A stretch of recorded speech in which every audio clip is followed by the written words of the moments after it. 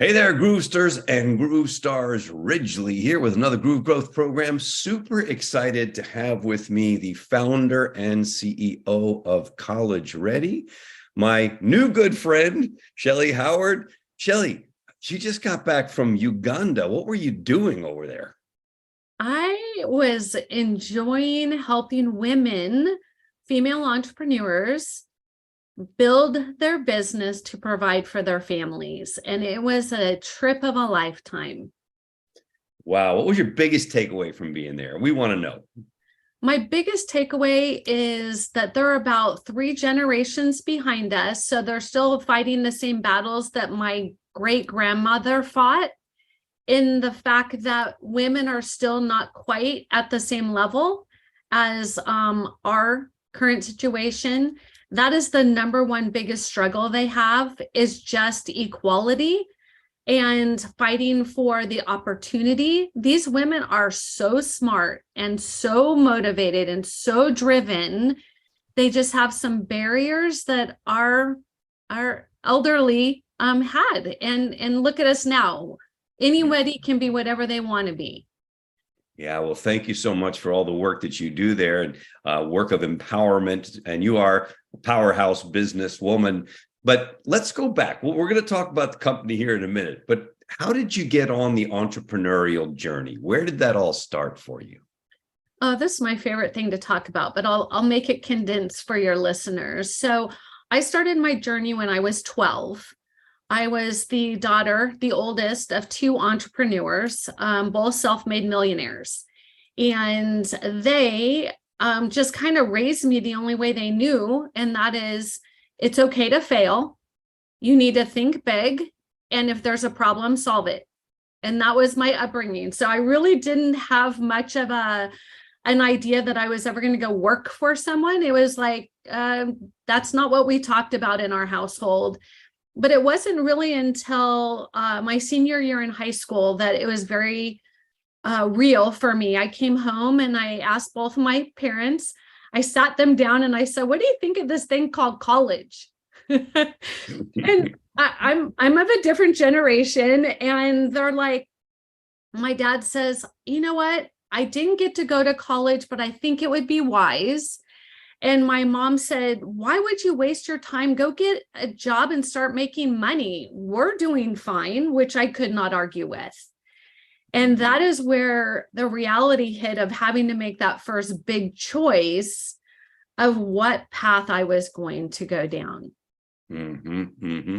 And what was that like inside? What was the impetus to make the decision? What did that feel like for you? Can you remember back then? It was like, what was that process? I absolutely can. And I think that drives me to be the parent I am, because my parents just didn't know what they didn't know, right? They didn't understand that college was the new high school. It wasn't a nice to have, it was a very critical thing for my future at the level I wanted to achieve. So I remember feeling very frustrated, very not understood, and at the same time scared to death, because I didn't want to go to school for any more time. I thought I put in my years. I'm like, why do I just want to own lots of businesses and make some passive income. Why must I go to college? It was a bit challenging for me. And so what did you do? So I did some research, and my big plan was that my dad gave me some wise wisdom that I will share. And he said, "Listen, you can be an entrepreneur any day. You will never want to go back to college if you don't go right now." He said, "If you go to college now, you get to experience more than just books. You get to grow up and learn about life and roommates and negotiating and all of those life skills that you will serve you well. And then from there, you can go and get a Fortune 500 job with a corporation and make all the mistakes using their money." I'm like, brilliant. That's the first logical thing anybody's ever said to me. So what did I do? I applied to 2 colleges, San Diego State and University of Colorado Boulder. Why? I was going to surf or ski. That was my plan, and I was sticking to it. I love it. Nice. Yeah, that was it. I really didn't have anything else to go off of. And I'm like, okay, great. It was very simple to apply. I had good grades because I was pretty decent at school. I got accepted to both. And then I sat my parents down and I said, now what do I do? And my dad says, I'll make it very easy on you. You go to San Diego State and I will pay. You go to Colorado and I wish you well. And I'm like, wow, San Diego State, here we come. And back then it was $3,000 a year. So when he said he was going to pay for college, he did. He wrote a check for college. And he said, I'm only paying for 4 years. If you have too much fun, it's then your dime. And so I went to summer school and winter session, and I changed my major 5 times. It was total chaos. I loved every second of it. And when I graduated with honors, had 4 Fortune 500 companies fighting over me, and worked for Procter & Gamble for 8.5 years. Mm-hmm. That's amazing. I, by the way, had a very similar experience. My dad went to the University of Virginia, and a whole bunch of family members went to Virginia. I was recruited by several other schools for soccer, but my dad kind of sat me down and said, if I'm paying, I really like the University of Virginia. And I said, here we come. So I'm like, okay, cool. I'm like, okay. And I'm grateful my brother then followed me there. So we had a great run over there. So tell me, you're 8.5 years in with Procter & Gamble, and then what? So it was interesting. I've always, before I started with Procter & Gamble, so at 12, I had my first business. I was designing and making hair ribbons, and my mom was a hairdresser, and she would sell them out of her salon, and they could not keep them in stock.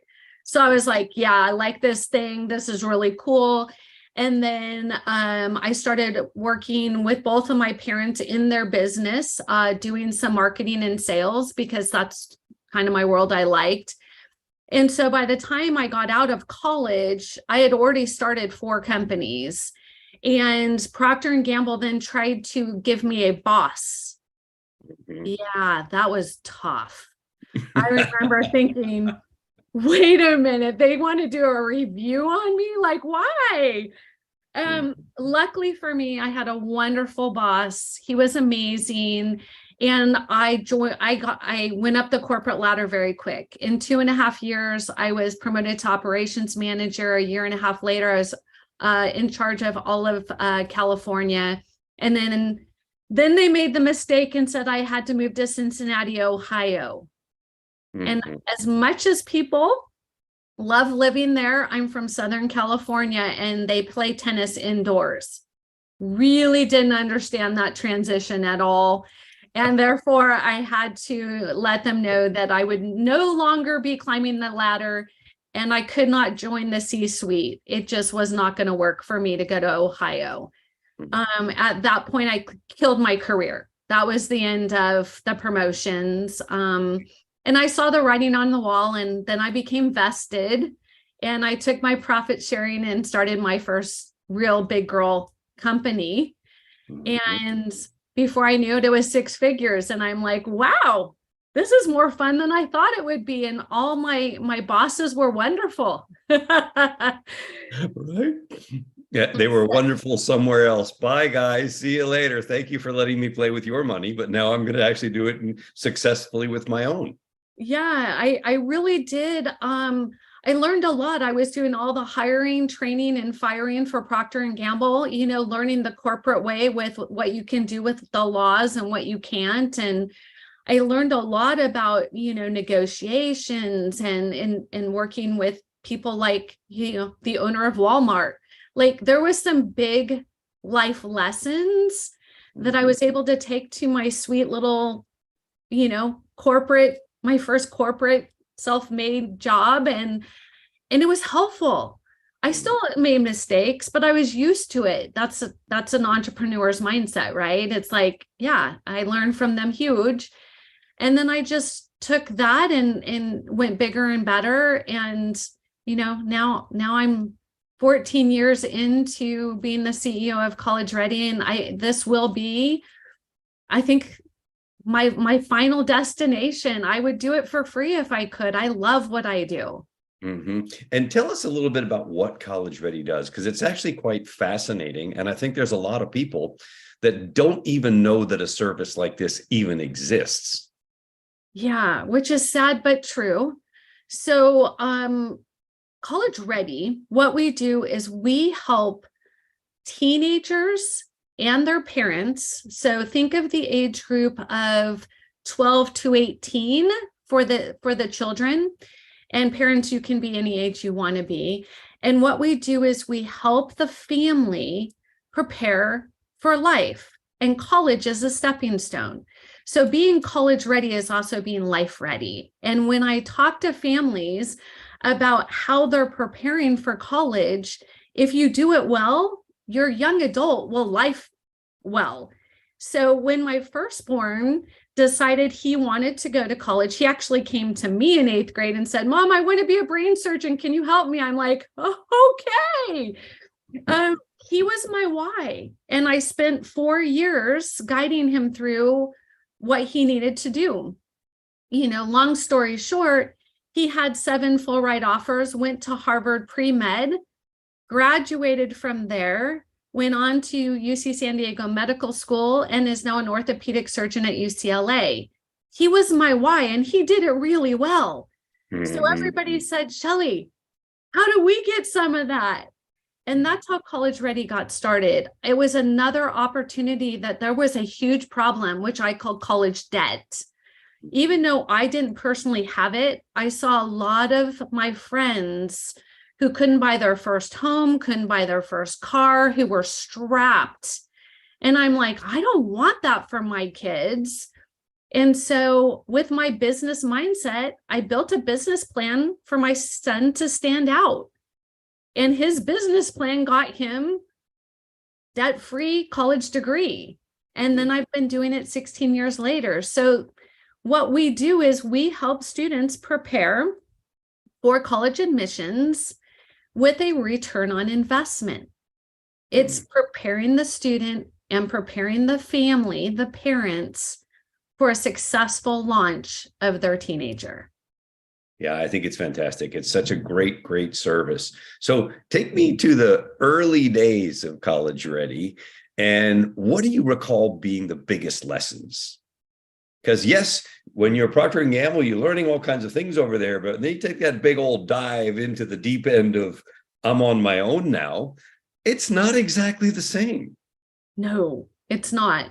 And really, I think my life's biggest lessons came from actually the job in between. I started a professional photography business, and I did it while my kids were young, so I could be at all of their functions. They didn't even know I had a job. I just was able to do it at the same time. And I raised it to a 6-figure business, and then the iPhone came out. Whoa, talk about life lesson. Yeah, you are dispensable. Everybody thinks they can be a photographer with an iPhone. And I got to admit, they're pretty impressive. I just went on an African safari and took some pictures that would revel my professional camera. But back to your story, Ridgely, the life lesson is you can never be complacent. And that's what happened with photography. Is I was just doing what I love to do, capturing people's journey on their life. And that's what I still do, is I prepare teenagers for their journey in life. And what I learned early on is sometimes parents haven't completed their journey and they want their child to finish their journey, and the child doesn't want to finish their journey. And I had a lot of times where I was a mediator, if you will, between the parent and the child. And I learned the best thing that I could do is support them both.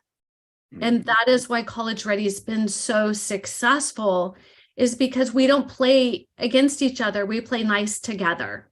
We get what the parent wants, and we help the student get what they want.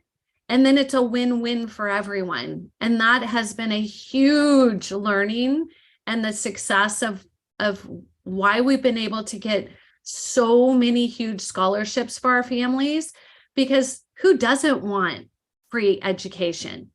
It's a beautiful thing. Everybody wins. Yeah, I'm a super geek myself. I have a doctorate. I have another master's degree in education. I have a law degree. I have a master's writing certificate from UCLA. I just like geeking out. Geeking out's fun for me. I don't know, call me crazy, but now we're geeking out on new stuff. And I think to your point of not being complacent, Shelly, there's a big one in front of all business owners that do anything online called artificial intelligence. Yeah. And everyone in the high level masterminds that I'm privileged to belong to is pretty much saying the same thing. Either get with the program or you will be left behind.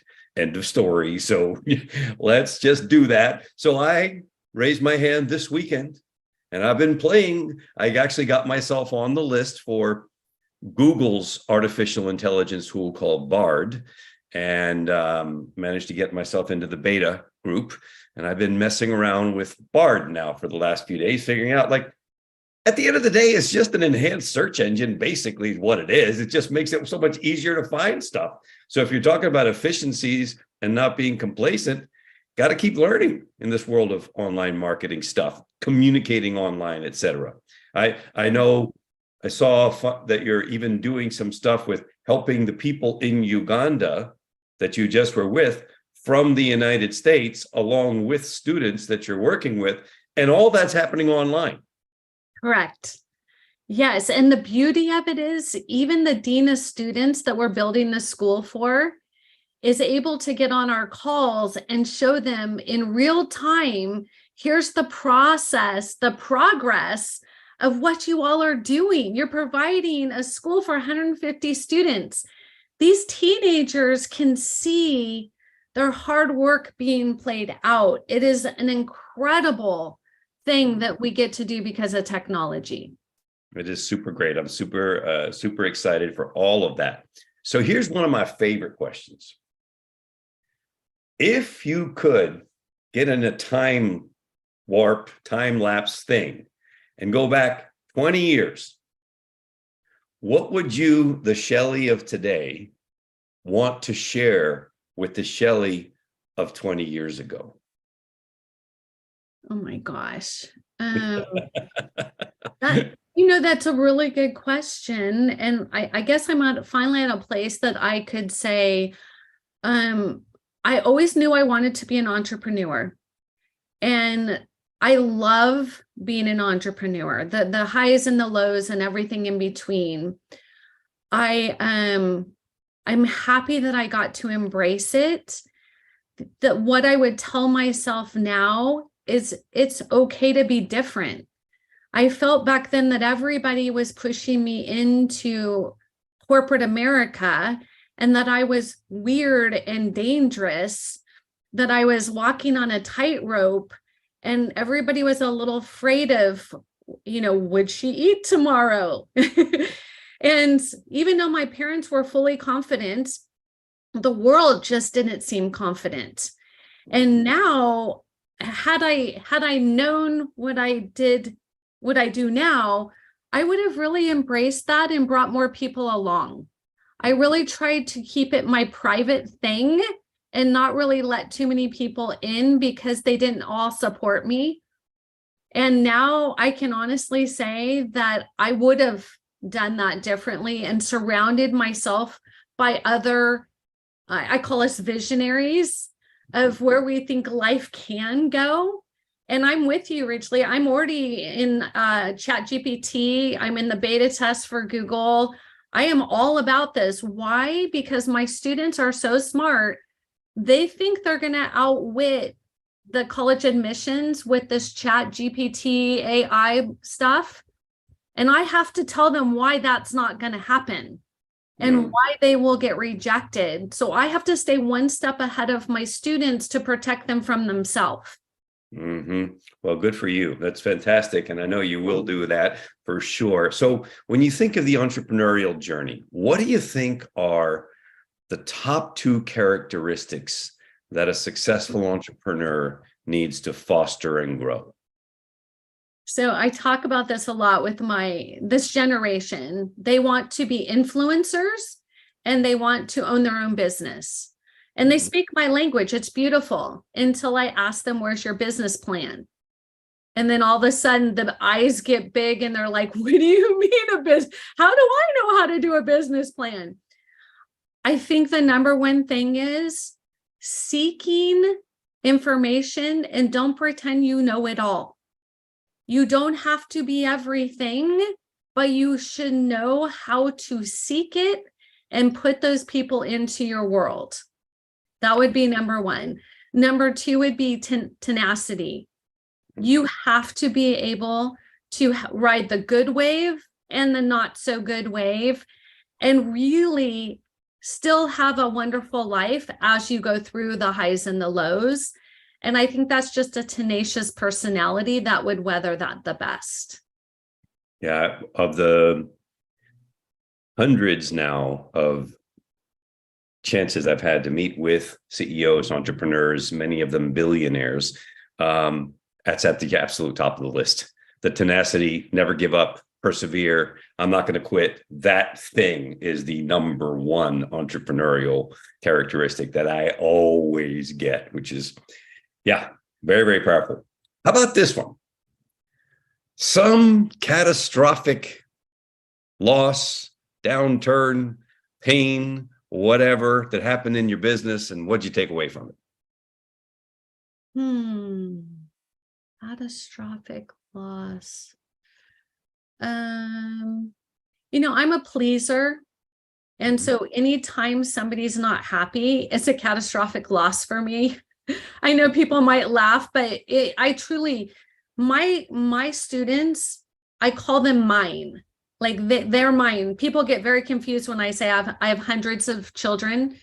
Not me biologically, but they become part of my family. And so if a student or a parent becomes misinformed or they do something that I've told them not to do, and then they feel the pain of that, that is catastrophic for me. Even though they own it, even though they said, Shelly, I know you told me not to do this, it hurts. And I wish I could protect them from themselves.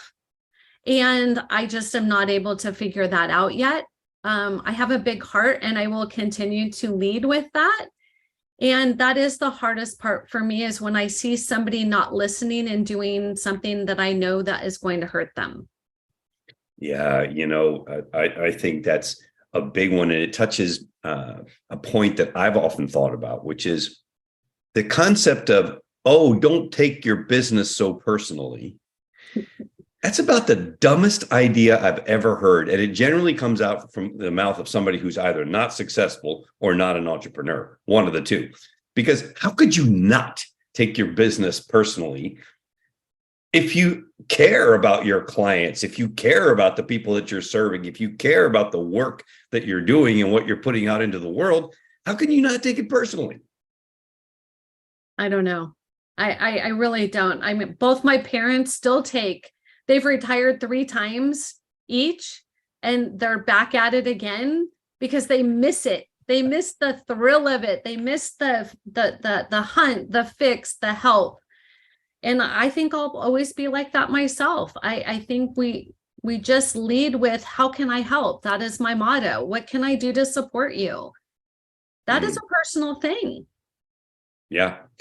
I laugh so hard at my second brother, entrepreneur like us as well. And he retired from his company, and we're all like, well, no, I'm kind of slowing down. Before you know it, he's bought a farm, traded in his BMW for a Toyota Tundra, has redone the whole farm, has got Ducks Unlimited out there putting in a pond, acquired another 40 acres next door, is building a house, whatever, and just got one of those big, huge wood gate things that says the farm name as you drive in, whatever. And I'm like, okay, man, do you not see what you're doing, Mr. Retired Boy? I don't think so. That's my parents, totally. I just crack up laughing. I'm just like, okay, man. All right, I get it. All right, we'll see what you're going to build next over there. Keep us informed, man. You want to buy some more property? We could probably talk. It's all good. How about this? Go ahead. I think some of us are just born that way. I believe that it's hard for others. I appreciate my husband because he appreciates me. He could never do what I do. He would not sleep at night. Mhm. I just think there's just people who, not right or wrong, good or bad, we're all just uniquely who we are. And that's okay. Yeah, I think it is okay. And I kind of fit in that realm of I've had one job for 30 days. And that's it.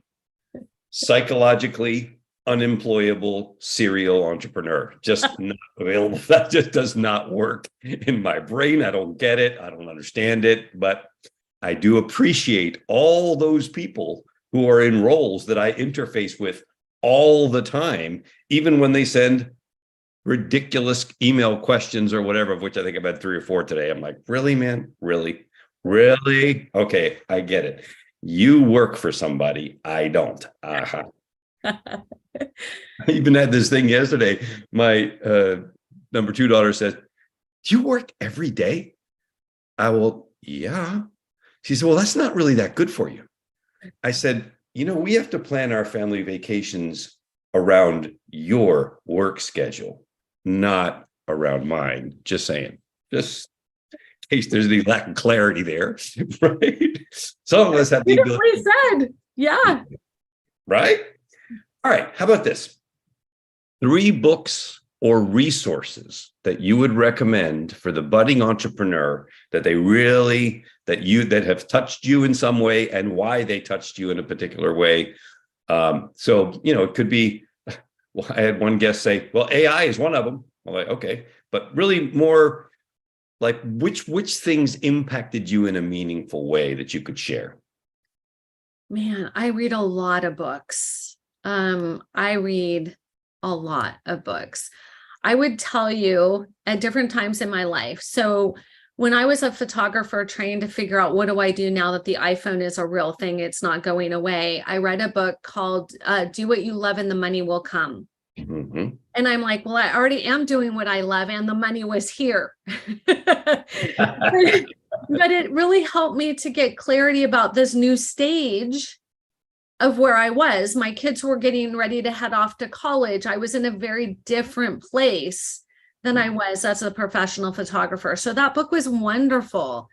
I will tell you some of the classics. I'm looking at my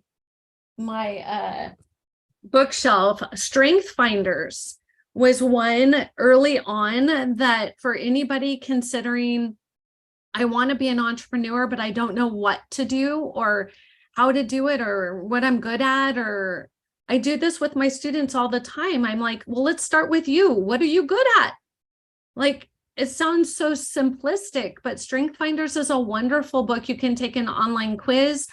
I recommend it highly. I think that another book would be mine, but that can't count. When I wrote How to Send Your Student to College Without Losing Your Mind or Your Money, and it became a bestseller in 24 hours, it really hit me how hard this is a problem. And so the foundation of having a book to build your house upon was huge, and it was very difficult for me to write. And then I think that the last one would probably be How to Win Friends and Influence People. Mm-hmm. It's such a classic, but I often find myself going, I remember learning that a long time ago, the first time. So, there's some classics that I hang on to, and then there's some that I'm reading a great one right now called One to Many, and it's all about how to put together a slide deck that won't bore people to get off your webinar. So, you know what I mean? It's always a constant, what else is there? And then, of course, ChatGPT, I'm a huge fan of what else can it teach me that I don't already know? So yeah. I'm on that AI bandwagon. So heard an interesting one. If you want to have a little fun with ChatGPT, you go in there and you put in whatever you know about yourself. I'm a pleaser. My mind type is a giver. Here's my strength finders profile, and say, write me a bio that would make me attractive to the outside world. And you put all that in there and it just goes, and bada bing, there is Shelly incarnate in writing right there. So I learned about that today. So I thought that was kind of a cool thing to do. If you happen to have like DISC and you have your strength finders and you've got your Myers-Briggs or whatever else you have, throw all that in there and see what ChatGPT tells you about you. It's amazing. I truly have seen some things. I've been to a few workshops now, and it's a bit mind-blowing. I always tell people who are scared of it to think of back in the day when they released the cell phone, and it was a big brick that my dad used to hold up to his head. And I would be like, that thing's never gonna make it. Like, that's just ridiculous. And look at where we're at now. We have a desktop in the palm of our hand. Mm-hmm. So I'm just letting people know, like you are, like, we've got to be on that cutting edge, especially as CEOs, to know what's coming. And that would be my recommendation, is stay ahead of it. Yeah, got my first cell phone. It had to be installed in my Jaguar with a wire and a thing that lived in where the center console was. And me being the doofus that I am, driving all Southern California, I lived in LA at the time, driving all around, not paying attention, whatever. Got my first cell phone bill back in the day. $3,400 for a month. I was like, okay, this is really bad. Okay, this is not right at all. And you are an idiot just because you had to be one of the first people to have a cell phone in your car because you could. And now look at you. How dumbass right here. Yeah, my dad was right next to you in that lane right next to you. He had the same situation happen. Yeah, man, you just go, what? How did that happen? Okay, and now this guy costs you almost nothing, and it operates as much as the whole big supercomputer used to. Oh, it's crazy. Yeah. And I can even tell students now, if they pick a major and a career, I can tell them how long it'll be until a computer does their job, a robot does their job. I have technology now that I can do that. Mm-hmm. So is that a good thing? I would want to know if my career was not going to be a thing. I would not want to major in it and invest. I want to pick something that's going to be done with human love and care and with these hands. So it'll be interesting to see, because I am starting to talk to these teenagers about what's ahead of them and how to be strategic. Yeah, for sure. And how to gain some of the skills that a robot can't gain, and how to build those kinds of things. Super important, or you can become irrelevant. I know there's a lot of concern, so to speak, going on around the copywriting world, copywriters of the world, especially if it's technical copywriting. So it's not like creative copywriting. And everyone that I'm talking to is saying, look, here's the way you use this. You don't let it do your writing for you. You let it do your research for you. And then you take the research and you do the writing, and then you're good to go. Otherwise, it's going to come across as fake and artificial, and you're going to get penalized, and it's not going to be fun, and you're not going to like that. Don't do it. For sure. So as we're wrapping up here, what would you want to, and obviously, as always, Groove Stars, you know that link right down there. Go find out more about what College Ready does and what they can do for you, your kids, your other relatives, the niece or nephew that you have that's getting ready to go down that journey. For sure, do that. But what would you want to share with the world as a successful entrepreneur, business person who's came from the corporate side into this side, experienced lengthy careers in both? What would you want to say to the up-and-comers that are out there, or those that are reinventing themselves, or maybe they're even a little older, but they're getting started on their entrepreneurial journey? what would you want to share? Final wisdom from Shelly. I would say a plan and a strategy, and think about what is most important. You know, at the end of the day, our health at some point is not going to be as fruitful as it may be right now. And so what do you want to accomplish between now and that time? I don't call it retirement because I don't think I will ever retire. I call it Freedom Day when I have enough cash to choose whether or not I want to work. That is not today, but that is how I look at life. So what does that look like for that person? But not just sit with that, create the plan, create the strategy, create the business plan for your Freedom Day, and enjoy the process to get there. Yeah, I could not agree more. We need a plan. If you fail to plan, you plan to fail. Shelly, thank you so much for sharing, everybody. Be sure to check out the link down below. Very cool entrepreneurial business. College Ready. You will learn a lot, stuff that I didn't even know existed out there. And I want to say on behalf of all of the Groove community worldwide, thank you, Shelly Howard, very, very much for giving us some of your time and wisdom and expertise. We deeply appreciate you. My pleasure.